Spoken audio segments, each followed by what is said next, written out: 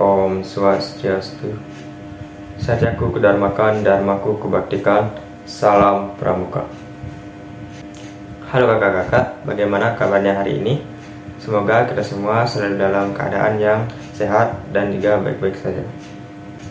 Di video ini saya akan menjelaskan beberapa isi-isi dari SKU atau syarat-syarat kecakapan umum golongan penegak, yang mana merupakan salah satu syarat untuk seorang pramuka penegak tamu dapat dilantik menjadi seorang pramuka penegak bantara. Sebelumnya, perkenalkan, nama saya Komang Hendra Dinata, biasa dipanggil Hendra. Saya merupakan anggota dari Ambalan Sembada Ratih yang berpangkalan di SMA Negeri 2 Banjar. Baik, langsung saja ke isi dari SKU pertama. Di SKU pertama itu membahas tentang agama. Dan di sini saya sebagai seorang Hindu diharapkan mampu menjelaskan sejarah perkembangan agama Hindu di Indonesia. Jadi agama Hindu itu dibawa oleh para pedagang India yang singgah di Indonesia dan kemudian berdagang. Proses penyebaran agama Hindu di Indonesia oleh para pedagang India itu melalui berbagai cara. Salah satunya yaitu para pedagang tersebut mengajarkan kepada rakyat-rakyat Indonesia. Kemudian ada juga yang menikahi warga Indonesia dan mewarisi kepercayaannya kepada keturunannya.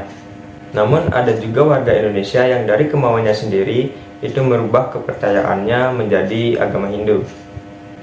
Kemudian isi SKU berikutnya yaitu dapat hidup bersama antara umat beragama dan toleransi dalam bakti.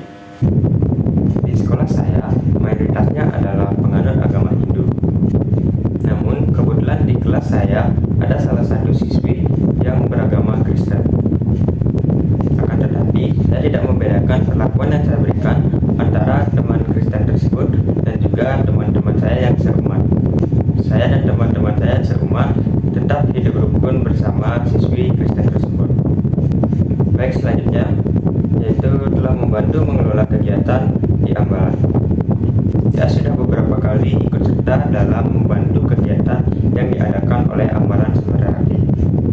Seperti di bulan Agustus 2022, saya ikut serta dalam kegiatan donor darah yang diadakan oleh Ambalan Sembada Ratih dan ikut serta membantu dalam bidang perlengkapan. Baik, yang selanjutnya yaitu telah ikut aktif kerja bakti di masyarakat minimal 2 kali. Sebagai seorang penganut agama Hindu, tentunya saya memiliki kewajiban yaitu untuk membantu kegiatan yang ada di pura saya.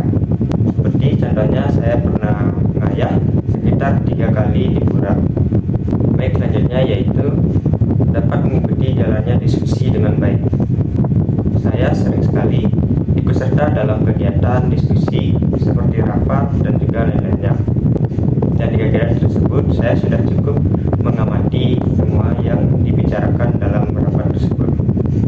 Seperti di kegiatan perkemahan pelantikan penegak tamu tahun ini, saya sebagai seorang sekretaris tentunya harus memperhatikan semua yang dibahas dalam kegiatan rapat tersebut dan mencatatnya menjadi notulen.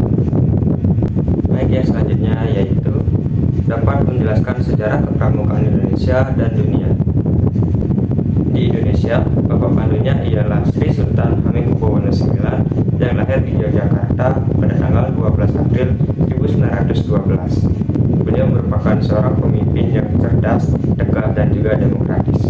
Beliau juga merupakan seorang wakil presiden yang menjabat di periode 1973 sampai dengan 1978. Beliau juga pernah menjadi seorang ketua Wakil Nasional Gerakan Pramuka selama 4 periode. Dan pada konferensi kepanduan dunia yang diadakan tahun 1971, beliau menyampaikan suatu pidato yang sangat amat mengagumkan para hadirin yang hadir dalam konferensi tersebut. Sehingga pidato beliau menjadi suatu panduan arah baru bagi kepanduan internasional. Dan dalam kepanduan dunia, seperti yang kita tahu, Bapak Pandu Dunia ialah Sir Lord Robert Stephenson Smith Baden-Powell. Beliau lahir pada tanggal 22 Februari tahun 1857. Beliau menulis sebuah buku berjudulkan Scouting for Boys yang menjadi panduannya dalam menggerakkan kepanduan dunia. memperoleh pembinaan watak dari ibunya sejak dari kecil saat ayahnya meninggal. Beliau kemudian tumbuh menjadi pribadi yang memiliki keterampilan yang luar biasa. Beliau memiliki berbagai macam keterampilan, salah satunya yaitu berkemah, kemudian berlayar, berenang, serta survival. Beliau kemudian menjadi sosok yang amat penting dalam kepanduan dunia. Beliau menjadi arah atau petunjuk bagi tentara, bagi semua orang dalam menjalani hidupnya. Namun sayangnya, beliau telah menutup usia pada tanggal 8 Januari 1941 di Kenya karena faktor usia. Yang selanjutnya yaitu mengikuti pertemuan ambalan sekurang-kurangnya 2 kali setiap bulan. Saya telah memenuhi salah satu syarat ini, yang mana pada bulan Agustus lalu sekitar 4 atau 5 kegiatan rapat diadakan untuk membahas tentang kegiatan yang akan dilakukan, seperti kegiatan perkemahan penegak tamu dan juga lomba-lomba seperti kompas. Kemudian yang selanjutnya yaitu setia membayar iuran kepada Gugus Depan dengan uang yang seluruh atau sebagian diperolehnya dari usia usaha sendiri. Baik, jadi di Ambalan Sembaran Hati nominal iurannya ialah Rp5.000. Dan biasanya saya membayarnya menggunakan uang jajan yang diberikan orang tua saya kepada saya. Namun beberapa kali juga saya membayar iuran tersebut menggunakan uang yang saya hasilkan sendiri dengan mengikuti olimpiade yang diadakan oleh sekolah. Baik, selanjutnya yaitu dapat berbahasa Indonesia dengan baik dan benar dalam pergaulan sehari-hari. Dalam bahasa Indonesia, saya sudah cukup baik dalam menyerangkai dan juga menyampaikan kata-kata yang ada dalam pikiran saya. Saya juga beberapa kali melakukan presentasi di kelas dengan menggunakan bahasa Indonesia. Baik, yang selanjutnya yaitu dapat menjelaskan bentuk pengamalan Pancasila dalam kehidupan sehari-hari. Baik, yang pertama yaitu ketuhanan yang Maha Esa. Saya biasanya di sekolah sebelum melakukan pembelajaran lalu berdoa bersama dengan teman-teman saya. Kemudian sila kedua, kemanusiaan yang adil dan beradab. Saya seringkali membagikan makanan atau minuman yang saya beli di kantin saat jam istirahat kepada teman saya yang lupa membawa bekal. Kemudian sila ketiga, persatuan Indonesia. Seperti yang saya bilang tadi, di kelas saya ada satu siswi yang beragama Kristen. Namun saya tidak membedakan perlakuan yang saya berikan antara kepadanya dengan teman-teman seumat. Namun kami tetap bersatu walaupun ada perbedaan yang mempengaruhi. Selanjutnya, sila keempat yaitu kerakyatan yang dipimpin oleh hikmat kebijaksanaan dalam persyaratan perwakilan. Contoh dalam kehidupan sehari-hari yang telah saya laksanakan yaitu salah satunya yaitu rapat. Dan kami rapat dengan tujuan untuk mencari mufakat dengan cara musyawarah. Selanjutnya sila kelima yaitu keadilan sosial bagi seluruh rakyat Indonesia. Contohnya dalam kehidupan sehari-hari yang setelah saya lakukan yaitu berbagi dengan kakak-kakak saya. Isi selanjutnya yaitu dapat menjelaskan tentang organisasi ASEAN dan PBB. ASEAN atau Association of Southeast Asian Nations merupakan sebuah organisasi yang terdiri dari 10 negara yang ada di Asia. Ke-10 negara tersebut ialah Brunei Darussalam, Kamboja, Indonesia, Laos, Myanmar, Malaysia, Thailand, Vietnam, Filipina, dan juga Singapura. Organisasi ASEAN dibangun pada tahun 8 Agustus 1967. Tujuan dibentuknya organisasi ini yaitu untuk mempromosikan tentang kerjasama dalam hal politik, ekonomi, sosial budaya, dan lain-lainnya. Tujuan dibentuknya organisasi ini juga untuk menciptakan perdamaian, stabilitas, dan juga kemajuan di kawasan Asia Tenggara. Kemudian organisasi PBB atau Perserikatan Bangsa-Bangsa merupakan suatu organisasi yang telah dibentuk pada tanggal 24 Oktober 1945. Organisasi ini diikuti oleh seluruh negara di dunia. Saat ini diikuti oleh 193 negara yang ada di dunia. Tugas utama dari organisasi PBB salah satunya yaitu menjaga keamanan dan perdamaian internasional, memfasilitasi penyelesaian masalah atau konflik, dan juga memberikan layanan kemanusiaan. Baik, isi SKU selanjutnya yaitu dapat menerapkan pengetahuannya tentang tali temali dan pioneering dalam kehidupan sehari-hari. Ada 3 buah simpul yang sangat sering saya gunakan, yaitu yang pertama, simpul anyam. Simpul anyam yaitu sebuah simpul yang bertujuan untuk mengikat 2 tali yang tidak sama besar. Caranya yaitu seperti ini.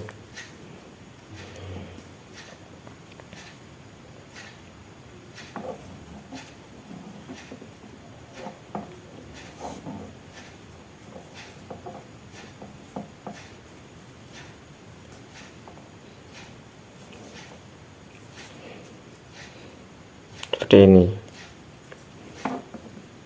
Kemudian yang kedua, simpul anyam berganda. Fungsinya sama seperti simpul anyam, namun simpul anyam berganda digunakan untuk tali yang basah.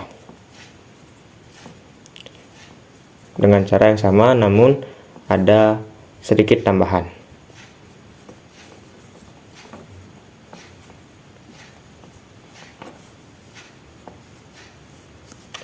Hanya seperti ini.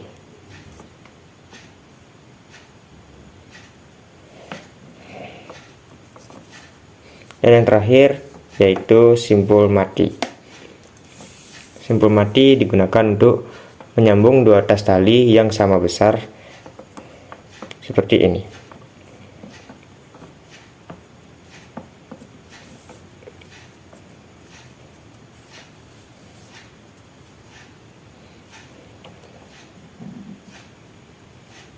Kemudian selanjutnya yaitu dapat menjelaskan perkembangan fisik laki-laki dan perempuan.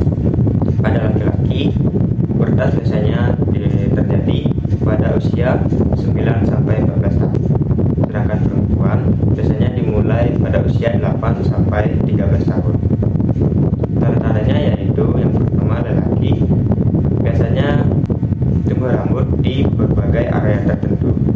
Kemudian tumbuh janggut. Kemudian suaranya menjadi lebih keras dan berat, dan juga mengalami mimpi basah.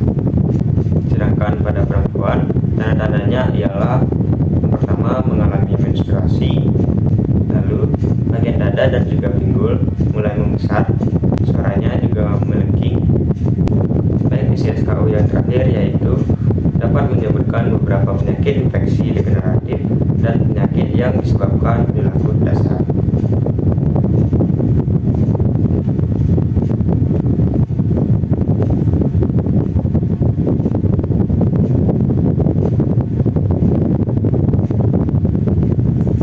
Salah satu penyakit infeksi yaitu osteoartritis, yang penyebab utamanya ialah penuaan.